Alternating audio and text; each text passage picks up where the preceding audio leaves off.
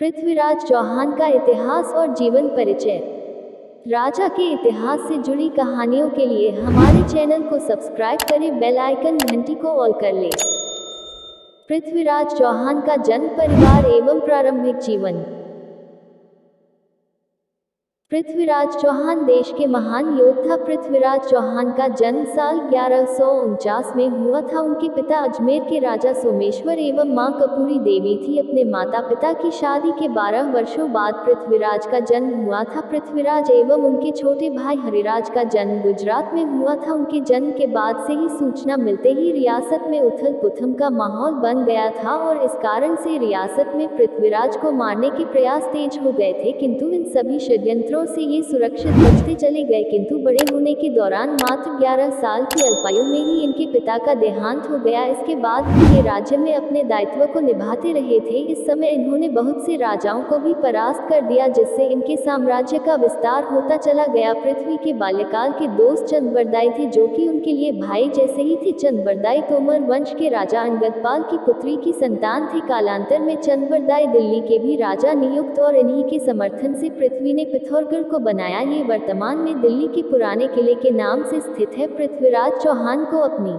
आरंभिक शिक्षा राजस्थान में अजमेर के सरस्वती कंठाभरण विद्यापीठ से प्राप्त की थी। इस समय ये विद्यापीठ अढ़ाई दिन के झोपड़े के एक ऐतिहासिक जगह में मौजूद है। इतिहास के जानकारों का कहना है कि पृथ्वी ने अपने छोटे भाई हरिराज के साथ मिलकर करीबन 6 भाषाओं की जानकारी प्राप्त की थी। पृथ्वी ने यहाँ पर संस्कृत, प्राकृत, मगधी, पैशाचिक और अपभ्रंश भाषाओं की जानकारी प्राप्त की। अपनी प्रारंभिक शिक्षा के साथ ही यहीं पर उन्होंने वेदांत, पुराण, इतिहास, सैन्य विज्ञान, मीमांसा एवं चिकित्सा इत्यादि की शिक्षा को ग्रहण किया। जिस प्रकार से रामायण जैसे उपन्यासों में शब्दभेदी बाण को चलाने के बारे में वर्णन दिया जाता है, ठीक उसी प्रकार पृथ्वीराज ने भी शब्दभेदी तीरंदाजी के विषय में ज्ञान प्राप्त किया हुआ था। पृथ्वी के दादाजी अंगम्मा ने उनको इस तीरंदाजी की शिक्षा प्रदान की थी। वो उस समय पर दिल्ली के राजा हुआ करते थे। पृथ्वी ने बहुत ही अल्पायु में शब्दभेदी तीरंदाजी में महारत प्राप्त कर ली थी। इसके अतिरिक्त चंद्रबरदाई ने संगीत और चित्रकला की भी शिक्षा प्राप्त की थी। पृथ्वी से चंद्रबरदाई से अपना एक चित्र भी बनवा लिया था। ऐतिहासिक प्रमाणों के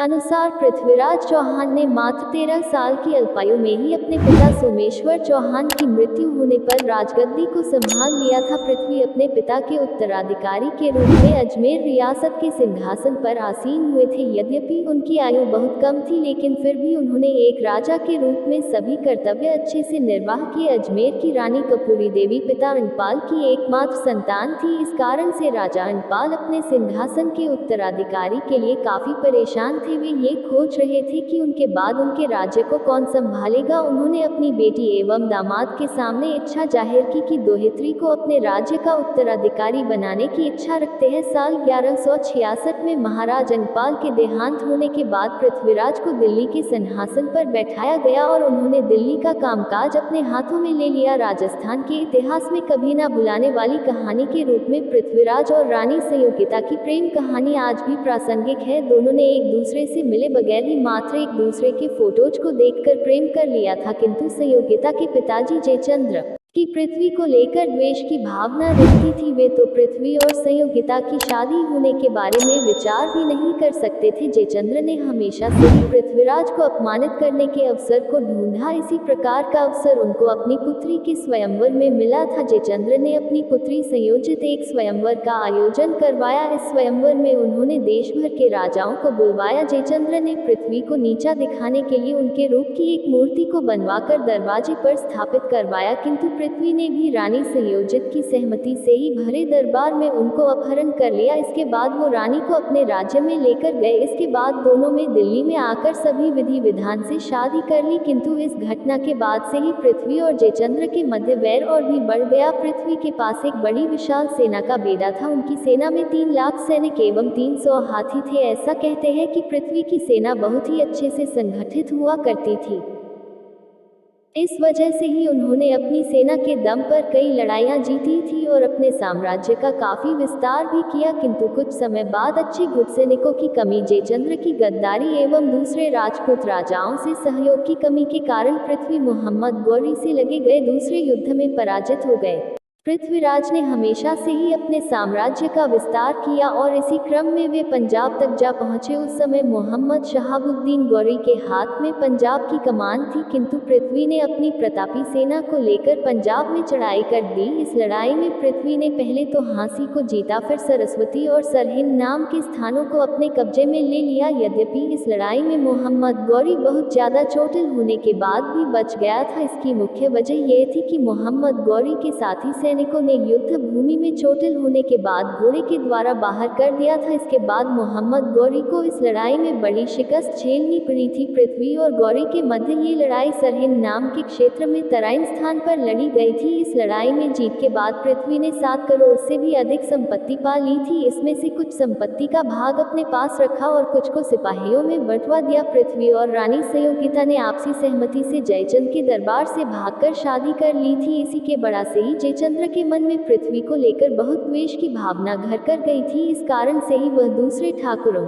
को पृथ्वी के विरुद्ध भड़काने में लग गया। किंतु जयचंद्र के हाथ में बड़ा अवसर उस समय आया जब उसे यह सूचना मिली कि पृथ्वीराज और गौरी के बीच में लड़ाई हो रही है। इस बात को जानते ही जयचंद्र में गौरी को सहायता करने की ठान ली थी। साल 1192 में जयचंद्र ने मोहम्मद गौरी के साथ मिलकर पृथ्वीराज पर हमला कर दिया। अपने ऊपर हो रहे युद्ध की खबर पाते ही पृथ्वी ने दूसरे राजाओं से सहायता करने की पेशकश की, किंतु दूसरे राजाओं ने पृथ्वी की स्वयंवर वाली घटना के कारण मदद पहुंचाने से इनकार कर दिया। लेकिन इसके बाद भी पृथ्वी ने हिम्मत नहीं हारी और इस लड़ाई के लिए एक बड़ी सेना को एकत्रित कर लिया। गौरी ने भी गजनी नाम की जगह में रहने वाले अपने भाई गियासुद्दीन से बातचीत का समय लिया। इसके बाद गौरी ने अपनी ताकत का नेतृत्व किया और पृथ्वी पर चढ़ाई कर दी, किंतु पृथ्वी ने भी गौरी को युद्ध में कड़ी टक्कर दी। इस लड़ाई में गौरी के पास बहुत ही अच्छे घुड़सवार थे और जयचंद ने मोहम्मद गौरी को पृथ्वी के बारे में बहुत सी बातें बता दी थी। इस लड़ाई में दोनों तरफ काफी खून खराबा हुआ था, किंतु इस लड़ाई में पृथ्वीराज को बहुत बड़ी हार का सामना करना पड़ा था। इस लड़ाई को तराइन में लड़ा गया था, तो इस वजह से ही इसे तराइन का द्वितीय युद्ध भी कहा जाता है। युद्ध में पराजय की स्थिति हो जाने पर पृथ्वी को एक घोड़े से भागना पड़ा, किंतु उनको गौरी की सेना ने पृथ्वीराज को सरस्वती किले, इस समय सिरसा के पास में ही पकड़ लिया और चंद्रवरदाई को भी बंदी बना लिया। इसके बाद दोनों को बहुत दिनों तक कारागार में गुजारने पड़े। लेकिन सबसे मुख्य बात तो ये रही कि मोहम्मद गौरी ने जयचंद्र को भी नहीं छोड़ा। जयचंद्र को मोहम्मद गौरी के सिपाहियों ने मार दिया। गौरी ने इसके तुरंत बाद ही अजमेर पर चढ़ाई करते हुए बहुत भारी संख्या में रक्षकों को मारकर वहां पर अपना कब्जा कर लिया। अजमेर में कब्जा लेने के बाद यहाँ के लोगों को गुलाम बनाया गया और बहुत से मंदिरों को तोड़ दिया गया। ज्यादातर मध्ययुगीन स्रोतों से जानकारी मिलती है कि पृथ्वीराज को चौहानों की राजधानी अजमेर में ले गया था। यहाँ पर पृथ्वी को गौरियों के अंतर्गत एक राजा की तरह बहाल करने की तैयारी की गई, लेकिन ऐसा होने के कुछ ही समय बाद पृथ्वी ने गौरी का विरोध कर दिया, जिस कारण से पृथ्वी की हत्या कर दी गई। पृथ्वीराज के जीवन पर आधारित ग्रंथ पृथ्वीराज रासों में वर्णन है कि पृथ्वीराज को कैदी की तरह गजनी लेकर जाया गया और अंधा भी किया गया। ये खबर सुनने के बाद कवि चंद्रवरदाई ने गजनी शहर की यात्रा शुरू कर दी और यहाँ पर गजनी को चकमा देते हुए पृथ्वीराज के तीर से मोहम्मद गौरी के तीर से मरवा दिया। यहाँ पर पृथ्वी ने अपने शब्दभेदी बाण की कला का प्रदर्शन किया और कवि चंद्रवरदाई ने अपनी कविता के द्वारा बिना आग की पृथ्वी को गौरी की स्थिति का वर्णन दिया। इसके तुरंत बाद में ही चंद्रवरदाई और पृथ्वीराज ने भी एक दूसरे की हत्या कर दी। बहुत से विद्वान इस कहानी को काल्पनिक मानते हैं, चूंकि इसके समर्थन में कोई प्रमाण नहीं मिले हैं। एक मत यह है कि पृथ्वी का देहांत होने के बाद मोहम्मद गौरी ने पूरे 10 वर्षों से ज्यादा समय तक राज किया। पृथ्वीराज की मौत हो जाने के बाद गौरियों ने उनके बेटे गोविंदराज को अजमेर के राज सिंहासन पर नियुक्ति दी थी। साल 1192 में ही पृथ्वी के छोटे भाई हरिराज ने भी गोविंदराज को हटवाकर अपने पैतृक रियासत का भाग वापस पा लिया था। गोविंदराज ने रणस्तंभपुरा, वर्तमान रणथंभौर पहुंचा और यहाँ पर गौरी के आधिपत्य में राजाओं की एक नई चौहान शाखा की स्थापना कर दी। इसके बाद गौरियों के सेनापति कुतुबुद्दीन ऐबक ने हरिराज को पराजित कर दिया। इस तरह के हमारे देश के पराक्रमी राजाओं की इतिहास की कहानी सुनने के लिए हमारे चैनल को सब्सक्राइब करें और बेल आइकन घंटी को ऑल कर लें।